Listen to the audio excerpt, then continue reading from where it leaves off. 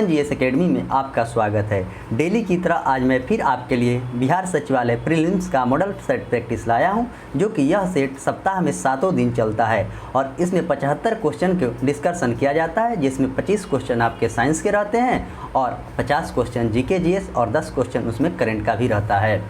यह सीरीज आपके एग्ज़ाम के जो बिहार सचिवालय का एग्ज़ाम जो होने वाला है उसमें यह काफ़ी कार्यरत साबित होगा। जो भी स्टूडेंट अभी तक मेरे सीरीज को फॉलो नहीं करते हैं तो आप जल्द से जल्द इस सीरीज से जुड़ जाएं। और इसमें अभी तक मैंने 45 सेट अपलोड कर दिया है और 45 सेट के काफ़ी अच्छे से डिस्कशन कराया गया है, जिसका वीडियो प्लेलिस्ट में है, आप वहां से जाकर देखें। और इसका पीडीएफ भी आपको टेलीग्राम में मिल जाएगा। तो टेलीग्राम चैनल जो मिशन जीएस एकेडमी पटना से चलता है उसे आप ज्वाइन कर लें और वहाँ से सारे पीडीएफ को डाउनलोड करें।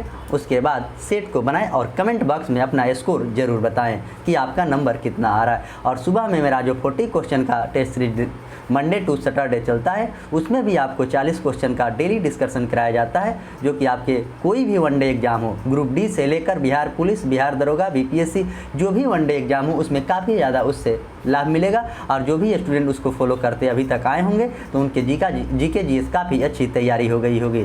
जितना आपको जीके और जीएस पर मेहनत करना है उतना ही आपको मैथ रीजनिंग पर भी मेहनत करना है, क्योंकि एक सब्जेक्ट से कभी किसी का रिजल्ट नहीं होता है। जब तक आपकी एवरेज तैयारी सभी सब्जेक्ट में नहीं होगा तो रिजल्ट नहीं होगा। और पढ़ने का सबसे अच्छा तरीका माना जाता है कि किसी भी चीज़ को आज आप पढ़ रहे हैं तो उसको फिर सुबह आप उसे रिवीजन करें, उसके बाद ही आगे पढ़ें। ऐसे करने से होता क्या है कि आपका कन्फ्यूजन दूर होता है और एग्ज़ाम देने जाइएगा तो आपको कन्फ्यूजन नहीं होगा। और एग्ज़ाम में कन्फ्यूजन जब नहीं होगा तो आपका रिजल्ट 100% सुनिश्चित होगा। जो भी स्टूडेंट मेहनत करते हैं वो सफल जरूर होते हैं। सफलता के लिए आपको कड़ी से कड़ी मेहनत करनी पड़ेगी, क्योंकि आज देख ही लीजिए आपकी कट ऑफ कोई भी एग्ज़ाम का कितना परसेंट जा रहा है, तो उसी के अनुसार और उसी के हिसाब से आपको मेहनत करना है, तभी आपका रिजल्ट होगा। तो चलिए मैं इसी के साथ आज का सेशन का शुरुआत करता हूं और बहुत ही जल्द हम लोग ऑनलाइन क्विज स्टार्ट करेंगे। आप लोग उसमें ज़रूर पार्टिसिपेट होइएगा। मतलब 2 से 4 दिनों में इसका निर्णय ले लिया जाएगा और समय भी फिक्स कर दिया जाएगा। आप लोग उसमें ज़रूर पार्टिसिपेट होंगे।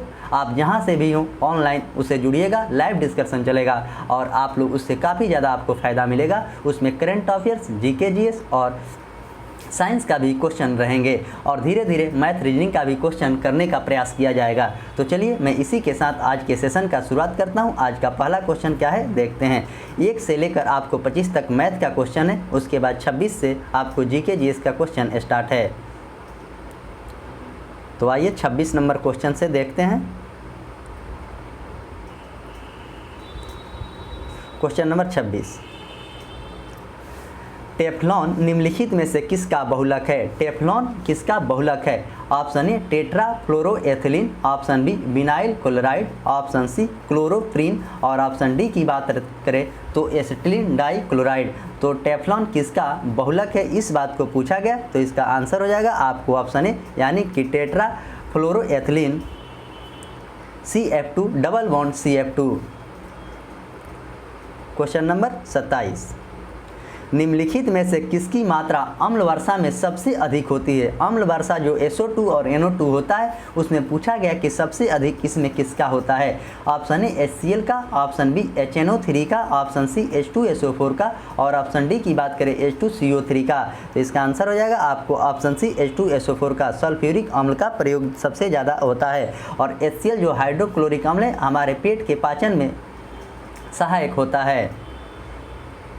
क्वेश्चन नंबर 28, आयोडीन युक्त लवण में रहता है? ऑप्शन ए मुक्त iodine, calcium iodide, option C magnesium iodide और ऑप्शन डी की बात करें तो पोटेशियम आयोडाइड। तो इसका आंसर हो जाए आपको ऑप्शन डी, यानी कि पोटेशियम आयोडाइड आयोडीन कृत लवण होता है।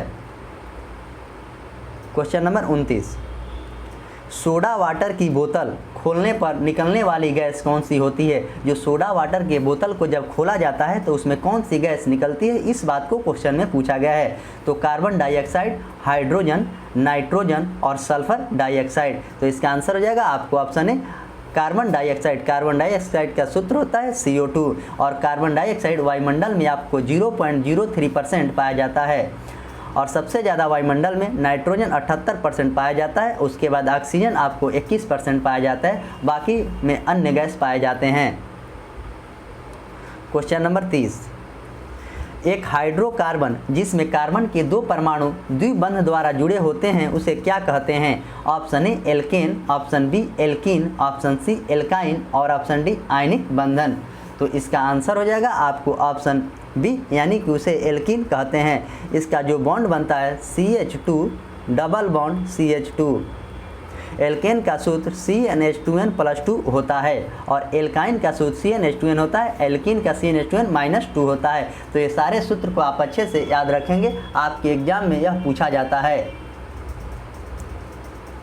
क्वेश्चन नंबर 31, नीला थोथा का रासायनिक नाम क्या है? Option A sodium sulphate, option B nickel sulphate और ऑप्शन सी की बात करें तो कॉपर सल्फेट और option D iron sulphate.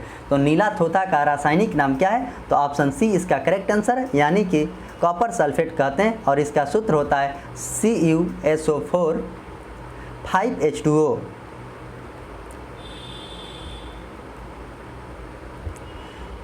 Question number 32, welding में प्रयोग होने वाली गैस कौन सी है? वेल्डिंग में प्रयोग होने वाली गैस ऑप्शन ए ऑक्सीजन तथा हाइड्रोजन, ऑप्शन बी ऑक्सीजन तथा नाइट्रोजन, ऑप्शन सी की बात करें तो ऑक्सीजन तथा एस्टिन और ऑप्शन डी की बात करें तो हाइड्रोजन तथा एस्टिन। तो वेल्डिंग में आपको प्रयुक्त में ऑक्सीजन और एस्टिन होता है, यानी कि इसका सबसे करेक्ट आंसर आपको ऑप्शन सी है। क्वेश्चन नंबर 33,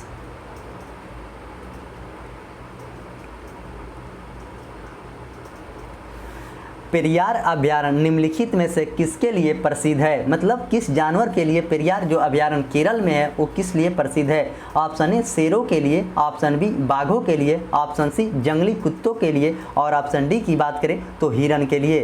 तो इसका आंसर हो जाएगा आपको ऑप्शन बी, यानी कि बाघों के लिए। और इसकी स्थापना 1982 में हुआ था पेरियार अभयारण्य का। क्वेश्चन नंबर 34, वातावरण में किसी गैस की कमी के कारण त्वचा कैंसर का अवसर बढ़ जाता है? ऑप्शन ए ओजोन के, ऑप्शन बी अमोनिया के, ऑप्शन सी मीथेन के और ऑप्शन डी नाइट्रस ऑक्साइड के। तो इसका आंसर हो जाएगा आपको ओजोन के कारण बढ़ जाता है। मीथेन के सूत्र की बात करें तो CH4 होता है, इसे मार्स गैस भी कहा जाता है और गोबर गैस भी मीथेन को कहा जाता है। नाइट्रस ऑक्साइड NO2 होता है, अमोनिया का सूत्र NH3 होता है। क्वेश्चन नंबर 35, भारत में निम्नलिखित में से कौन नवीकरणीय ऊर्जा का स्रोत सर्वाधिक वाला है? मतलब कौन सा जो नवीकरणीय ऊर्जा का स्रोत है सबसे ज़्यादा है? ऑप्शन ए सौर शक्ति, ऑप्शन बी जैव पूंजी शक्ति, ऑप्शन सी की बात करें तो लघु जल विद्युत शक्ति और ऑप्शन डी की अवशिष्ट शक्ति। तो इसका आंसर होगा आपको ऑप्शन ए, यानी कि सौर ऊर्जा शक्ति सबसे ज़्यादा भारत में है। क्वेश्चन नंबर 36, ऊर्जा संकट में क्या तात्पर्य है? जल विद्युत की कमी, कुपोषण के कारण शरीर में ऊर्जा का ह्रास, ऑप्शन सी तापीय ऊर्जा की कमी और ऑप्शन डी की बात करें तो कोयला तथा पेट्रोल जैसे जीवाश्म ईंधन को समाप्त होने की खतरा। तो ऊर्जा संकट में क्या तात्पर्य है? तो इसका करेक्ट आंसर आपको ऑप्शन डी हो जाएगा, यानी कि कोयला तथा पेट्रोल जैसे जीवाश्म ईंधन को समाप्त होना। क्वेश्चन नंबर 37, निम्नलिखित में से कौन सा सुमेलित नहीं है? यानी कि पूछा गया है कि इसमें कौन सा गलत है। तो बांदीपुर राष्ट्रीय उद्यान आपको कर्नाटक, ऑप्शन बी मानस वन्यजीव अभयारण्य असम और ऑप्शन सी की बात करें तो पेरियार अभयारण्य केरल और सिमलीपाल की बात करें तो यही गलत है। सिमलीपाल आपको मध्य प्रदेश नहीं उड़ीसा में सिमलीपाल है और दुधवा राष्ट्रीय उद्यान उत्तर प्रदेश में है। पेरियार की बात करें तो केरल में है और मानस अभयारण्य असम में और जिम बांदीपुर राष्ट्रीय उद्यान कर्नाटक में है। क्वेश्चन नंबर 38, चंद्रकांता उपन्यास के लेखक कौन थे? चंद्रकांता उपन्यास के लेखक कौन थे? Option A Devaki Nandan Khatri, option B Premchand, option C Kaka Kelkar और ऑप्शन डी की बात करें तो चंद्रधर शर्मा। तो चंद्रकांता उपन्यास के लेखक आपको ऑप्शन ए, यानी कि देवकी नंदन थे। प्रेमचंद के द्वारा लिखी गई गबन पुस्तक थी। क्वेश्चन नंबर 39, विश्व पर्यटन दिवस किस तिथि को मनाया जाता है? ऑप्शन ए 16 सितंबर को, ऑप्शन बी 21 सितंबर को, ऑप्शन सी की बात करें तो 27 सितंबर को और ऑप्शन डी की बात करें तो 21 फरवरी को। तो विश्व पर्यटन दिवस आपको ऑप्शन सी 27 सितंबर को मनाया जाता है। वही ओजोन दिवस की बात करें तो 16 सितंबर को ओजोन दिवस मनाया जाता है और अंतर्राष्ट्रीय मातृ दिवस 21 फरवरी को मनाया जाता है। तो ये तीनों दिवस को आप अच्छे से याद रखेंगे।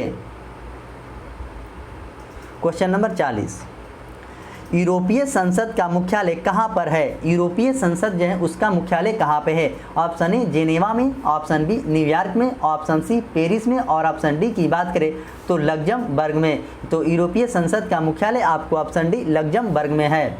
WTO का मुख्यालय जेनेवा में है। यूनिसेफ का मुख्यालय न्यूयॉर्क है और यूनेस्को का मुख्यालय पेरिस है। तो सारे मुख्यालय को आप अच्छे से याद रखेंगे, आपके एग्जाम में मुख्यालय से भी क्वेश्चन पूछा जाता है। क्वेश्चन नंबर 41, निम्नलिखित में से कौन सा युग्म सुमेलित नहीं है? तो ऑप्शन ए मोसाद इजराइल का है, बिल्कुल सही है। सावक जो है यह इराक का नहीं, सावक आपको ईरान का है, यही गलत है। और मुख्य बारात आपको मिस्र का है, नाइचो जापान का है।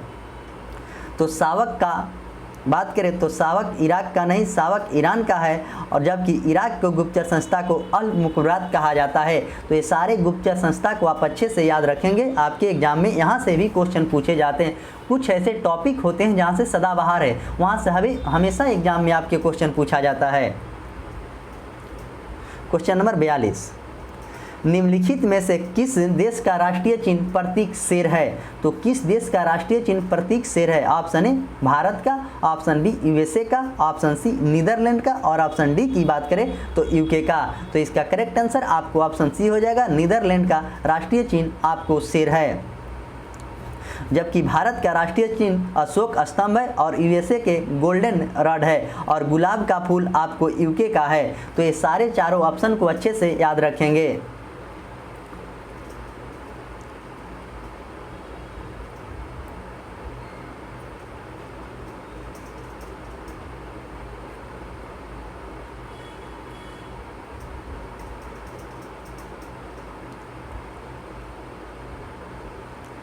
निम्नलिखित में से किसने सर्वप्रथम प्रेस सेंसरशिप लागू किया था? Option A Lord Wellesley, option B Lord Hastings और ऑप्शन सी की बात करें तो लॉर्ड एडम्स और ऑप्शन डी की बात करें तो लॉर्ड लिटन। तो इसका करेक्ट आंसर आपको ऑप्शन बी ए हो जाएगा। लॉर्ड ब्लेजली ने सर्वप्रथम प्रेस सेंसर लागू किया गया था। और लॉर्ड लिटन के शासनकाल बात करें तो 1876 से लेकर 1880 तक इसका शासनकाल था।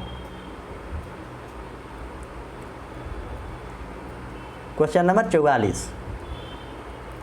मुंगेर के बरहियाताल विरोध का उद्देश्य क्या था? ऑप्शन ए जमींदारों की प्रथा की समाप्ति, ऑप्शन बी मुस्लिम किसानों का शोषण बंद, ऑप्शन सी बागतस्त भूमि की वापसी की मांग और ऑप्शन डी की बात करें तो वर्ग युद्ध की शुरुआत। तो इसका आंसर हो जाएगा आपको ऑप्शन सी बागतस्त भूमि की वापसी की मांग। क्वेश्चन नंबर 45, निम्नलिखित में से किसे भारत में फ्रांसीसी कंपनी का संस्थापक माना जाता है? भारत में फ्रांसीसी कंपनी का संस्थापक ऑप्शन ए डुप्ले को, ऑप्शन बी अल्बुकर्क को, ऑप्शन सी फ्रैंको मार्टिन को और ऑप्शन डी की बात करें तो कालबार्ट को। तो इसका आंसर हो जाएगा आपको ऑप्शन डी यानी कि कालबार्ट को माना जाता है। कालबार्ट ने 1664 में कंपनी की स्थापना किया था। क्वेश्चन नंबर 46, निम्नलिखित में से किस अधिनियम में कांग्रेस ने पहली बार भारतीय रियासतों के प्रति अपनी नीति घोषित किया था? किस अधिनियम में इस बात को पूछा गया है? ऑप्शन ए नागपुर अधिवेशन, ऑप्शन बी गया अधिवेशन, ऑप्शन सी कोलकाता अधिवेशन और ऑप्शन डी की बात करें तो लखनऊ अधिवेशन। तो इसका आंसर हो जाएगा आपको ऑप्शन ए यानी कि नागपुर अधिवेशन जो 1920 में हुआ था, इसी में भारतीय रियासतों की नीति की घोषित की गई थी। और गया में जो अधिवेशन हुआ था आपको 1922 में हुआ था, जिसकी अध्यक्षता चित्तरंजन दास के द्वारा की गई थी। और कलकत्ता में आपको 1906 में हुआ था, जिसकी अध्यक्षता दादा भाई नौरोजी ने किया और सबसे पहली बार स्वराज शब्द का पहली बार प्रयोग वहीं पर किया गया था। और लखनऊ अधिवेशन की बात करें तो 1916 में लखनऊ अधिवेशन हुआ था और इसमें कांग्रेस और दोनों का मिलन हुआ था। आरसी मजूमदार इसकी अध्यक्षता किया था। क्वेश्चन नंबर 47, ऋग्वेद की मूल लिपि थी। Option A Brahmani, option B Pali, option C Kharosthi और ऑप्शन डी की बात करें तो देवनागरी। तो ऋग्वेद की मूल भी आपको ब्राह्मणी थी। ऋग्वेद को पढ़ने वाले को होत्री कहते हैं। इसमें 10 मंडल है, लेकिन वाल्खीलों के साथ मंडल की संख्या पूछेगा तो 11 होगा और 10 से 28 सूक्त हैं और 10,462 ऋचाएँ हैं। क्वेश्चन नंबर 48, भगवान बुद्ध ने सर्वाधिक उपदेश कहाँ पर दिया था। तो ऑप्शन ए वैशाली में, ऑप्शन बी राजगीर में, ऑप्शन सी कौशाम्बी में और ऑप्शन डी की बात करें तो श्रावस्ती में। तो इसका आंसर होगा आपको ऑप्शन डी श्रावस्ती, आपको उत्तर प्रदेश में पड़ता है और सबसे ज़्यादा महात्मा बुद्ध ने वहीं पर उपदेश दिया था और सबसे पहला उपदेश उन्होंने सारनाथ में दिया था, जिसे धर्म चक्र प्रवर्तन कहा गया। महात्मा बुद्ध का जन्म 540 ईसा पूर्व में हुआ था और इनकी मृत्यु 468 ईसा पूर्व कुशीनगर में हुआ था। जन्म इनका नेपाल में हुआ था और 72 वर्ष की अवस्था में इनकी मृत्यु हो गई। 4 बौद्ध संगतियाँ गौतम बुद्ध के द्वारा की गई थी, जो प्रथम किया गया था अजातशत्रु के शासनकाल में राजगीर में, और दूसरा किया गया था कालाशोक के शासनकाल में आपको वैशाली में, और तीसरा किया गया था पाटलिपुत्र में अशोक के शासनकाल में, और चौथा जो कुंडलवन जम्मू कश्मीर में किया गया था कनिष्क के शासनकाल में। इसी में बौद्ध धर्म ने 2 भागों में बट गया था, हीनयान और महायान। क्वेश्चन नंबर 49, अशोक ने किस अभिलेख में दक्षिण भारतीय राज्यों का उल्लेख किया है। अशोक ने किस अभिलेख में दक्षिण भारतीय राज्यों का उल्लेख किया है। तो ऑप्शन ए द्वितीय मुख्य शिलालेख, ऑप्शन बी तृतीय मुख्य शिलालेख, ऑप्शन सी चतुर्थ स्तंभलेख और ऑप्शन डी की बात करें तो छठा मुख्य शिलालेख। तो इसका आंसर हो जाएगा आपको ऑप्शन ए यानी कि द्वितीय शिलालेख। अशोक के अभिलेखों को 3 वर्गों में विभाजित किया गया है, शिलालेख, स्तंभलेख और गुहालेख। अशोक के द्वितीय बृहद शिलालेख चोल, पांड्य, करेलतुल का पुत्र आदि दक्षिण भारत राज्यों के उल्लेख मिलता है और प्रथम अभिलेख में पशुबलि की निंदा की बात कही गई है।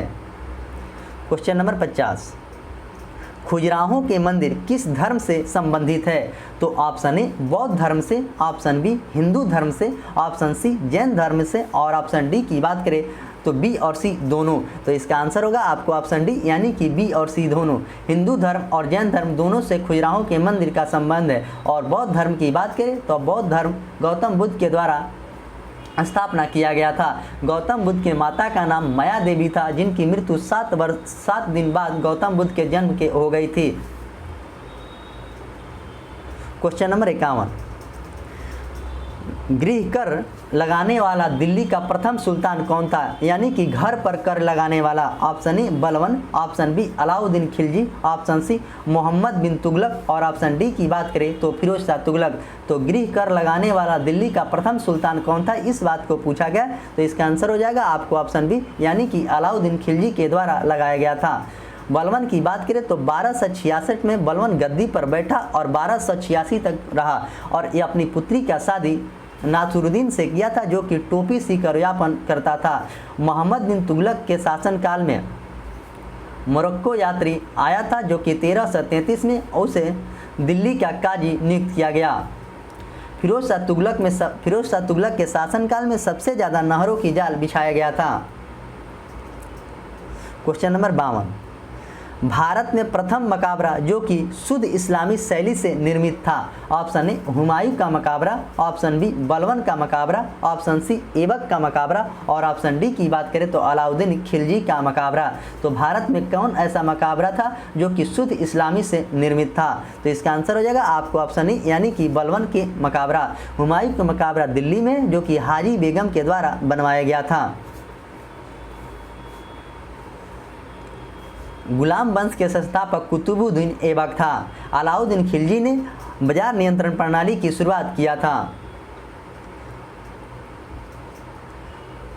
क्वेश्चन नंबर 53, एस्मिको कहाँ के खानाबदोश शिकारी हैं। एस्मिको जो है कहाँ के खानाबदोश शिकारी हैं। ऑप्शन ए ग्रीनलैंड के, ऑप्शन बी स्विट्जरलैंड के और ऑप्शन सी की बात करें तो पोर्टलैंड के और ऑप्शन डी नॉर्वे के। तो इसका आंसर हो जाएगा आपको ऑप्शन ए यानी कि ग्रीनलैंड के हैं एस्मिको। क्वेश्चन नंबर 54, फ्यूजियामा ज्वालामुखी किस देश में स्थित है? जो फ्यूजियामा ज्वालामुखी है विश्व के किस देश में स्थित है, इस बात को पूछा गया है। तो ऑप्शन ए ईरान में है, option B Iraq, option C Italy और ऑप्शन डी की बात करें तो जापान में है। तो इसका करेक्ट आंसर आपको ऑप्शन ए डी जापान है। यह जापान का सबसे ऊंचा ज्वालामुखी पर्वत है। इसकी ऊंचाई 3776 मीटर है। क्वेश्चन नंबर 55, भारत का सबसे प्राचीन बंदरगाह है? Option A Ennore, option B Kandla, option C Tuticorin और ऑप्शन डी की बात करें तो चेन्नई। तो भारत के सबसे प्राचीन बंदरगाह आपको चेन्नई है, जिसे कृत्रिम बंदरगाह भी कहा जाता है, और कांडला बंदरगाह आपको गुजरात में है। क्वेश्चन नंबर 56, भारत में ऊनी वस्त्र की पहली मिल कहां पर स्थापित किया गया था? ऑप्शन ए कानपुर में, ऑप्शन बी लुधियाना में, ऑप्शन सी अमृतसर और ऑप्शन डी की बात करें तो लखनऊ में। तो भारत में सबसे पहले कानपुर में आपको ऊनी वस्त्र का कारखाना लगाया गया था। इसका उद्योग वास्तविक में 1950 के बाद ही हुआ था। लुधियाना में सबसे ज़्यादा साइकिल बनाया जाता है।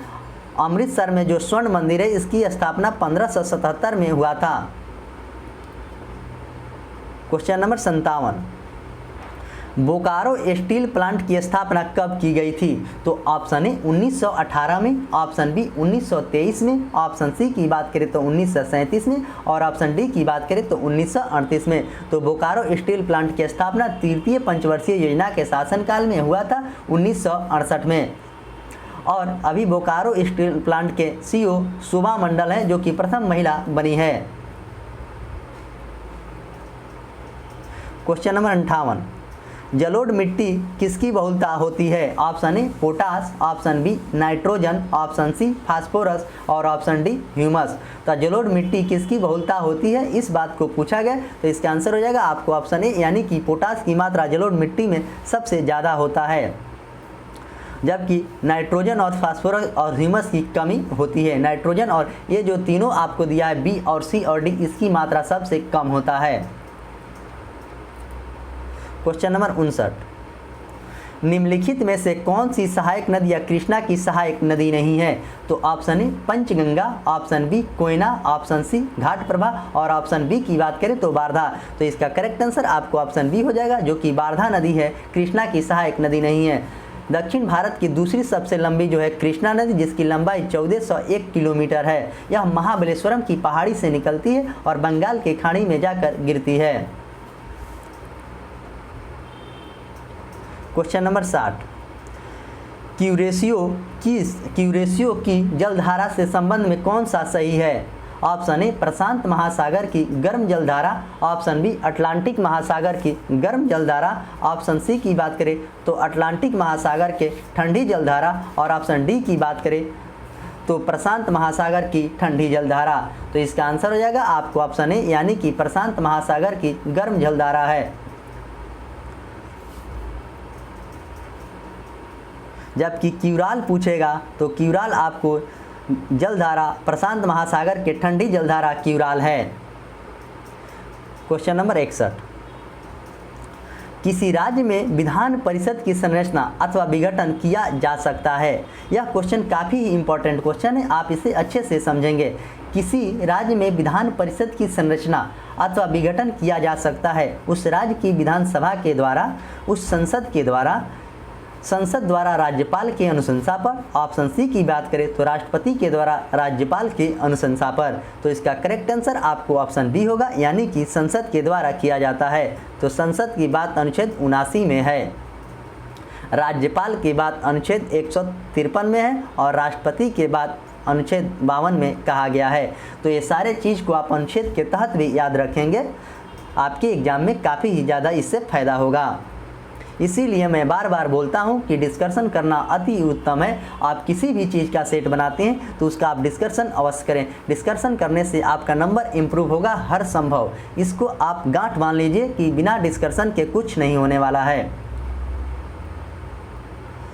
भारत के राष्ट्रपति को निम्न में से कौन सा अधिकार प्राप्त नहीं है? पूछा गया कि भारत के राष्ट्रपति को इस चारों ऑप्शन में कौन सा अधिकार उन्हें प्राप्त नहीं है। तो ऑप्शन ए क्षमा का प्रदान, ऑप्शन बी न्यायालय के न्यायाधीश को हटाना, ऑप्शन सी आपातकाल की घोषणा और ऑप्शन डी अध्यादेश जारी करना। तो इसमें करेक्ट आंसर आपको ऑप्शन बी हो जाएगा, यानी कि न्यायालय के न्यायाधीश को हटाने के राष्ट्रपति को अधिकार प्राप्त नहीं है। न्यायालय के न्यायाधीश केवल संसद के महाभियोग की प्रक्रिया के द्वारा ही हटाया जाता है। वही राष्ट्रपति की क्षमादान की बात करें तो अनुच्छेद 72 में राष्ट्रपति की क्षमादान की बात कही गई है। वह किसी भी क्षमादान को किसी परिस्थिति में बदल सकता है। और आपातकाल की घोषणा आपको भारत में 3 प्रकार के आपातकाल है, राष्ट्रीय आपात 352, राष्ट्रपति शासन 356 और वित्तीय आपात आपको 360। अध्यादेश जारी करता है आपको अनुच्छेद 23 के तहत राष्ट्रपति, और राज्यपाल जारी करता है अनुच्छेद 213 के तहत।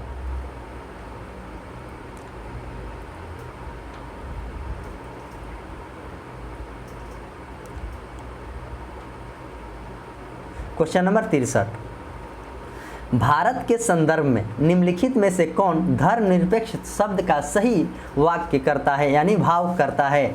ऑप्शन ए भारत में राज्यों का कोई धर्म नहीं है, भारतीय राज्यों को धार्मिक स्वतंत्रता प्राप्त है। और ऑप्शन सी की बात करें तो भारत में अनेक धर्म है। और ऑप्शन डी की बात करें कि धर्मानुपालन व्यक्ति की इच्छा पर निर्भर करता है।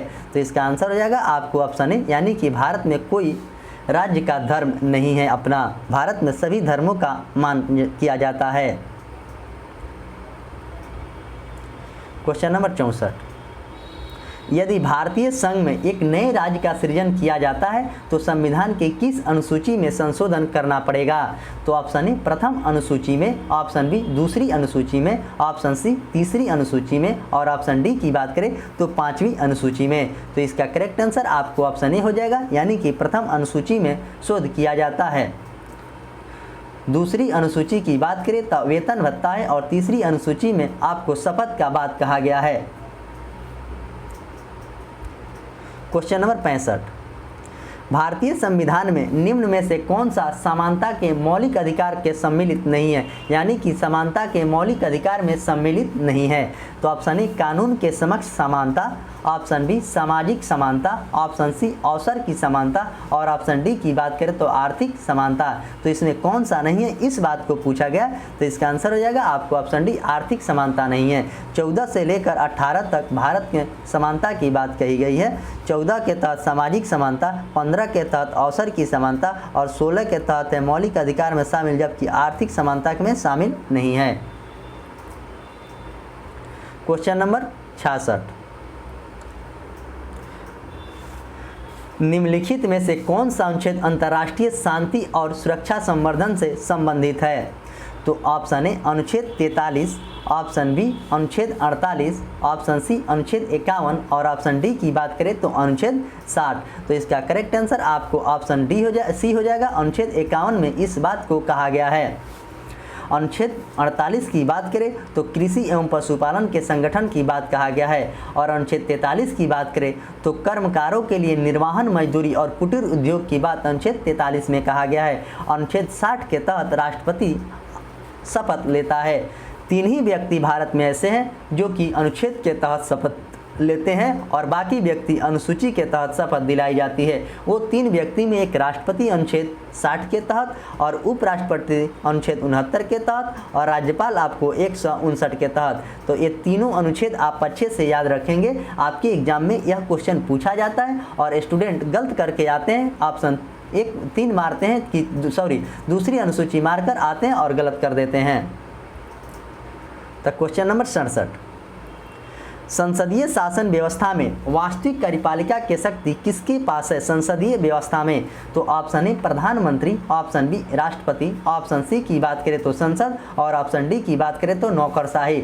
तो इसका आंसर होगा आपको ऑप्शन डी प्रधानमंत्री में इस बात को कहा गया। प्रधानमंत्री की बात अनुच्छेद 75 में कहा गया है और संसद की बात अनुच्छेद 79 में और राष्ट्रपति की बात अनुच्छेद 52 से लेकर अनुच्छेद 62 तक राष्ट्रपति की ही टोटल बातों की चर्चा की गई है। तो आप अनुच्छेद 52 से लेकर अनुच्छेद 62 तक आपको 10 अनुच्छेद हुए। इस 10 अनुच्छेद को आपको होठ पर होना चाहिए क्योंकि यहाँ से क्वेश्चन अनुच्छेद से पूछे जाते हैं। क्वेश्चन नंबर 68, क्षेत्रीय परिषद का सृजन हुआ है? ऑप्शन ए राष्ट्रीय विकास परिषद के द्वारा, ऑप्शन बी संसदीय कानून के द्वारा, ऑप्शन सी संविधान के द्वारा और ऑप्शन डी की बात करें तो सरकारी संकल्प के द्वारा। क्षेत्रीय परिषद का गठन आपको ऑप्शन बी संसदीय कानून के द्वारा किया गया है। क्षेत्रीय परिषद का सृजन संसदीय कानून के द्वारा किया गया और सर्वप्रथम 5 क्षेत्रीय परिषद के जो कि दक्षिण, उत्तर, दक्षिण, केंद्रीय, पूर्व तथा पश्चिम का गठन 1956 में हुआ था क्षेत्रीय परिषद का। और एक 1971 में एक छठी क्षेत्रीय परिषद जो उत्तर पूर्व के गठन किया गया, जो प्रत्येक क्षेत्रीय परिषद का अध्यक्ष आपको गृह मंत्री होता है। अब यहाँ से रीजनिंग का क्वेश्चन स्टार्ट हो गया है। आइए अब देखते हैं जीके का क्वेश्चन कहाँ से है।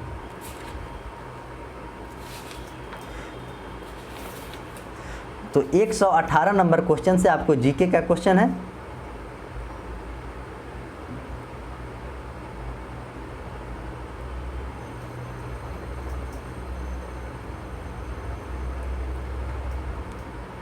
आइए क्वेश्चन नंबर 118 देखते हैं।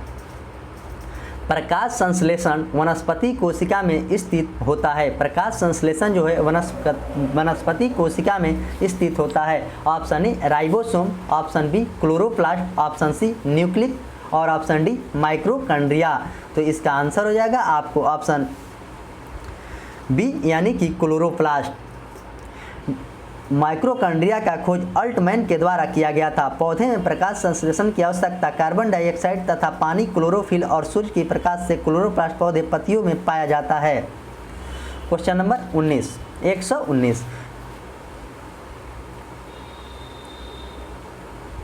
किस वर्ग के पौधे को पादप वर्ग के उभयचर भी कहा जाता है? किस वर्ग के पौधे को? Option A pteridophyta, option B bryophyta, option C gymnosperm और ऑप्शन डी की बात करें तो इनमें से कोई नहीं।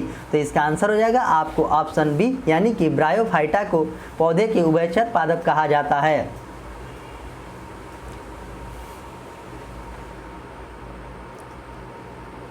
Question number 20। मस्तिष्क का कौन सा हिस्सा सोचने और बुद्धिमानी, याददाश्त और सीखने की क्षमता को जैसी क्रियाओं को प्रेरित करती है?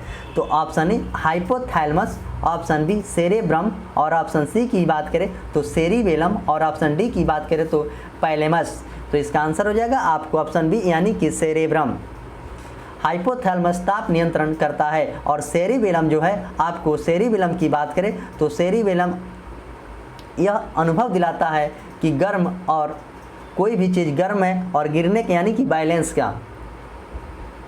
निम्नलिखित question number 21।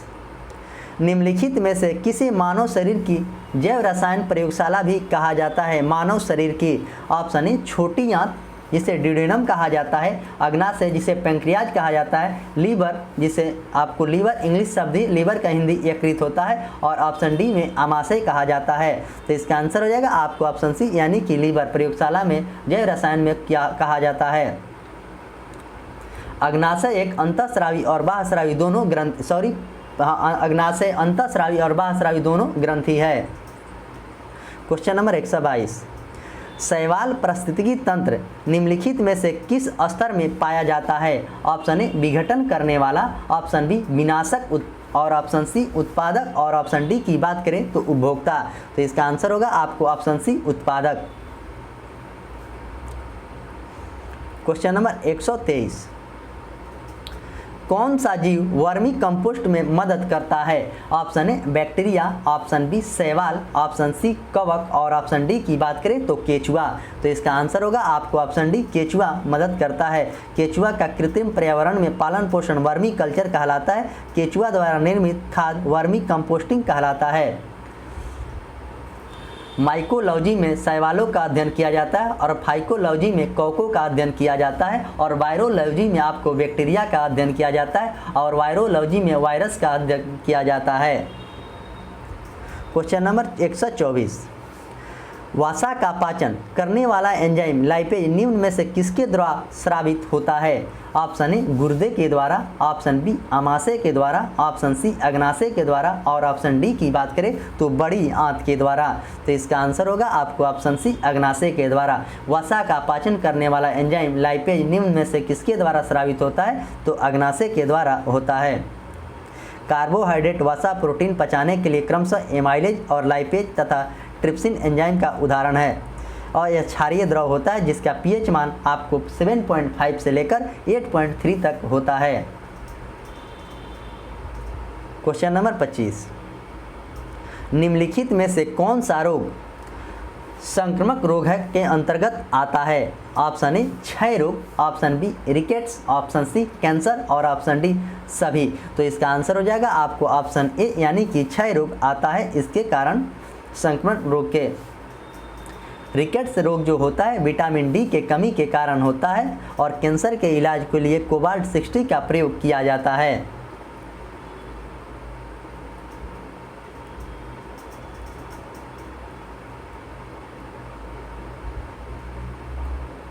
Question number 126, Turner syndrome में गुणसूत्रों की संख्या कितनी होती है? तो ऑप्शन ए 47, ऑप्शन बी 47 से अधिक, ऑप्शन सी 45 और ऑप्शन डी 45 से अधिक। तो इसका आंसर हो जाएगा आपको ऑप्शन सी यानी कि 45 से होता है टर्नर सिंड्रोम में और मनुष्य में आपको 46 होता है।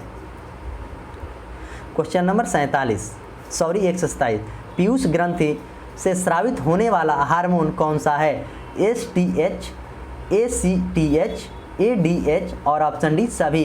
तो यह सभी इसका करेक्ट आंसर है, पीयूष ग्रंथि से स्रावित होता है।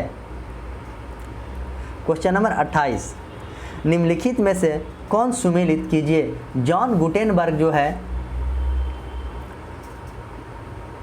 इसका आंसर होगा आपको ऑप्शन सी। जॉन गुटेनबर्ग आपको प्रिंटिंग प्रेस से हैं, थियोडो मेनन आपको लेजर से है, सोल्स जो है टाइपराइटर से है और जेम्स पकल जो है आपको मशीन गन से है। तो इस चारों को अच्छे से याद रखेंगे और अच्छे से मिलान करना है। क्वेश्चन नंबर 29, जब हम बर्फ को पानी में डालते हैं तो उसके आयतन का कितना भाग पानी के नीचे रहता है? तो option A 1/10, option B 9/10, option C की बात करें तो 1/2 और ऑप्शन डी की बात करें तो 3/4। तो इसका करेक्ट आंसर आपको हो जाएगा ऑप्शन बी यानी कि 9 पानी के नीचे रहता है और 1/10 पानी के ऊपर रहता है। क्वेश्चन नंबर 130, न्यूटन के गुरुत्वाकर्षण के नियम के अनुसार दो वस्तुओं के बीच का बल होता है उनके बीच के दूरी के समानुपाती, उनके त्रिज्या के गुणज के समानुपाती, बलों के गुणज के समानुपाती और ऑप्शन डी के उनके द्रव्यमान के गुणज के समानुपाती। तो इसका आंसर हो जाएगा आपको ऑप्शन डी यानी कि उनके द्रव्यमान के गुणज के समानुपाती। बड़ा जी का मान होता है 6.67 10⁻11 न्यूटन मीटर पर kg²। बड़ा जी का मान होता है और छोटा जी का मान आपको 9.8 मीटर प्रति सेकंड होता है। क्वेश्चन नंबर 131, पृथ्वी सूर्य के चारों ओर घूमती है, इस सिद्धांत को पेश करने वाले प्रथम व्यक्ति कौन था? तो option A Galileo, option B Newton, option C Copernicus और ऑप्शन डी की बात करें तो इनमें से कोई नहीं। तो इसका आंसर हो जाएगा आपको ऑप्शन सी यानी कि कोपरनिकस है। पोलैंड के प्रसिद्ध वैज्ञानिक थे जिन्होंने सबसे पहले बताया कि पृथ्वी गोल है और गैलीलियो ने जड़त्व का नियम दिया है। और न्यूटन की बात करें तो 3 नियम है, न्यूटन का प्रथम नियम, न्यूटन का दूसरा नियम और न्यूटन का तीसरा नियम। क्वेश्चन नंबर 132, जल के हिमीकरण होने का कारण, जल के हिमीकरण होने पर इसका ताप क्या होता है? ऑप्शन ए घटता है, ऑप्शन बी अपरिवर्तित रहता है, ऑप्शन सी की बात करें तो बढ़ता है और ऑप्शन डी की बात करें तो घटता है। जब जल के हिमीकरण होगा तो इस पर कोई परिवर्तन नहीं होगा यानी कि अपरिवर्तित रहता है।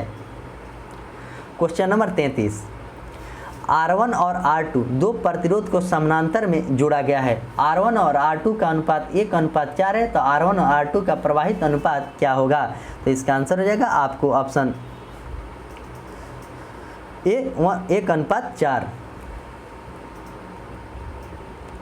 क्वेश्चन नंबर 134, विद्युत परिपथ में सेफ्टी फ्यूज का तार का उपयोग किया जाता है। ऑप्शन ए प्रतिरोध के शक्ति पर, ऑप्शन बी चालक पर, ऑप्शन सी गलन बिंदु पर और ऑप्शन डी सामर्थ्य पर।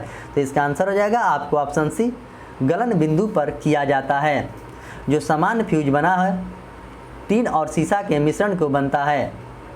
फ्यूज के तार का उच्च प्रतिरोध एवं निम्न गलनांक होता है। ये भी क्वेश्चन आपके एग्जाम में पूछा जाता है। और विद्युत परिपथ में सेफ्टी फ्यूज का उपयोग फ्यूज के निम्न गलनांक और पर ही किया जाता है।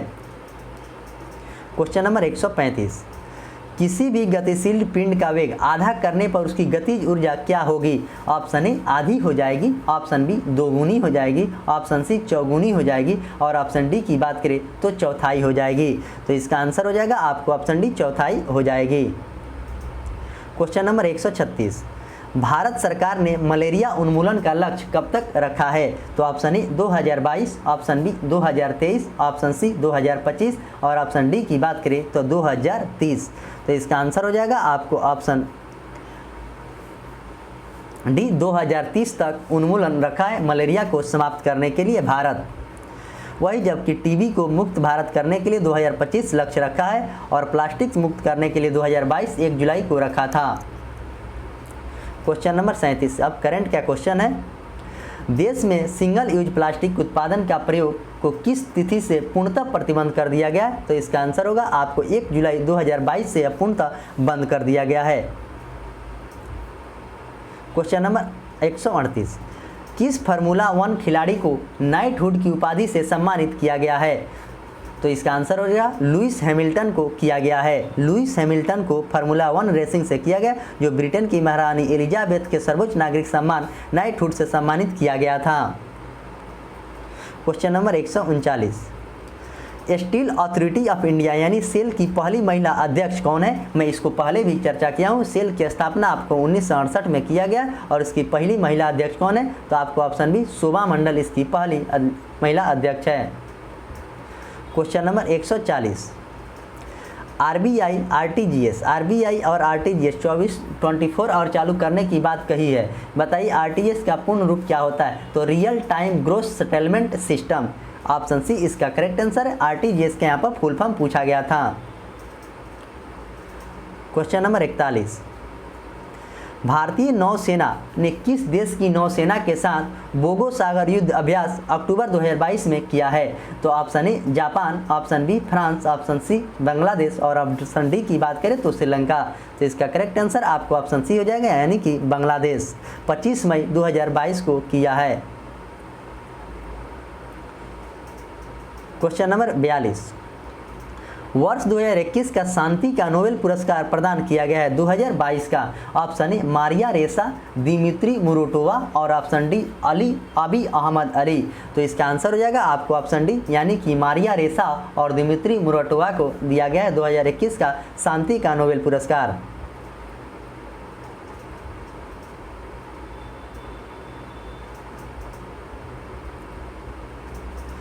टोक्यो पैरा ओलंपिक 2020 में भारत में कुल कितने स्वर्ण पदक जीता है? भारत ने कुल कितने स्वर्ण पदक जीता है, इस बात को पूछा गया है।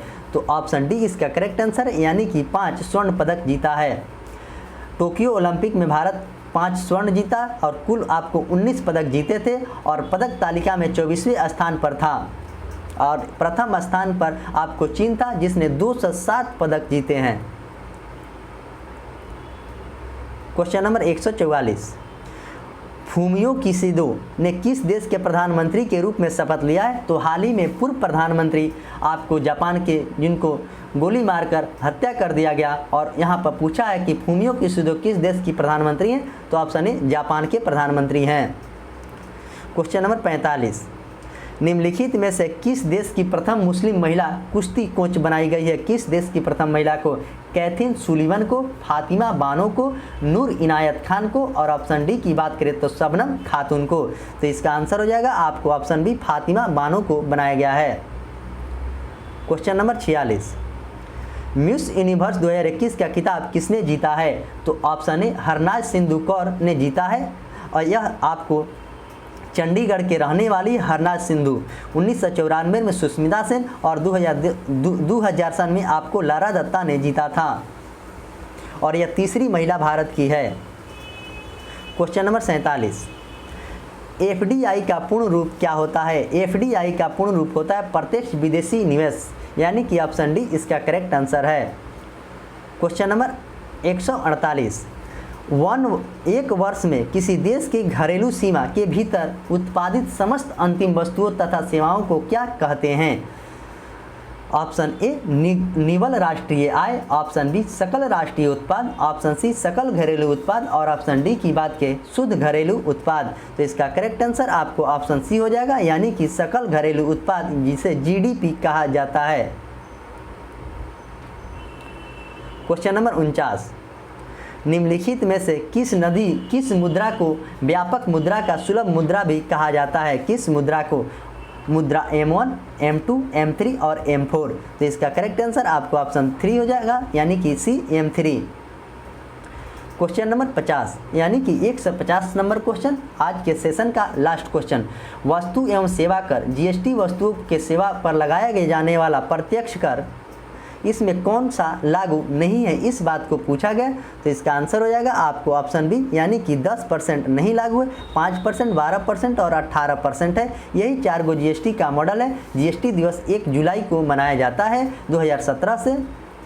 जीएसटी लागू करने वाला भारत का पहला राज्य असम था और दूसरा राज्य आपको अपना बिहार था। तो इस तरह जो 75 क्वेश्चन का आपके सामने डिस्कशन किया जाता है, जो कि आपके एग्जाम के दृष्टि से यह डिस्कशन काफ़ी ही कार्यत साबित होगा। जो भी स्टूडेंट अगर इस सेट को बनाते हैं उनको काफ़ी ज़्यादा इससे लाभ मिलता होगा। तो मैं आशा करता हूँ कि आप सभी इस सेट को बनाएं और इसका PDF मेरे टेलीग्राम चैनल से आप ज़रूर ज्वाइन कर लें। वहाँ पे सारे PDF और वीडियो डाल दिया जाता है, वहाँ से डाउनलोड करने के बाद बनाएं।